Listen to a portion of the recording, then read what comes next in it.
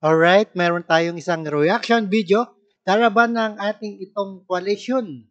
Ito ay bumiyahe sa patungong Palawan para sa civilian convoy sa West Philippine Sea.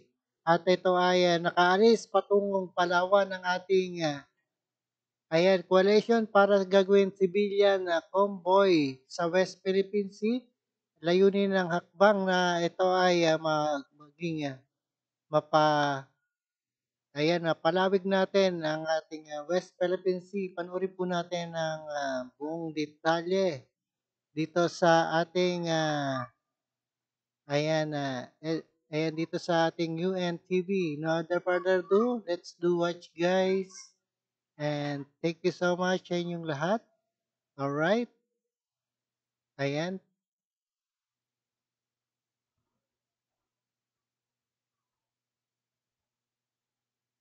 Alright, let's go, let's go.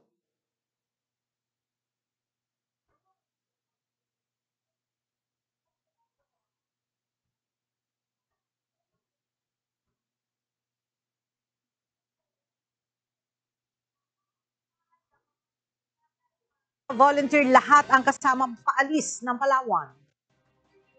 Ella, nasa mahigit 40 volunteer ang sumama sa pag-alis ng MV Felix Oca kaninang umaga. Karamihan dyan ay mga kabataan, youth leader at fisher folks representative. Alas 7 ng umaga, umalis ang MV Kapitan Felix Oca dito sa Maynila. Sakay ang mga volunteer na sasama sa 3 araw na civilian caravan na inorganisa ng ating ito coalition. Kasama na rin sa barko ang mga donasyon na naipon ng ating ito para ipamigay sa mga kababayan nating mangingisda at frontliners sa West Philippine Sea. Inaasahang bukas ng umaga makakarating sa El Nido, Palawan ang barko kung saan sasalubungin naman sila ng nasa 100 mangingisda.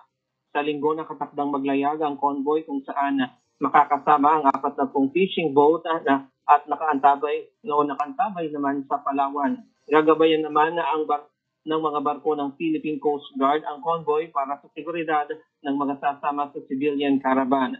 Dadaan sa Ayungin Shoal, Patag at Lawak Island ang caravan para mamigay ng regalo at ipakita ang suporta sa ating mga kababayang mga mangingisda at sundalo sa West Philippine Sea. Diyan muna ang latest mula dito sa Quezon City. Balik sa iyo, Ella. Alright, napanggan po natin. Ito ang karaban ng ating, ito ay isang coalition.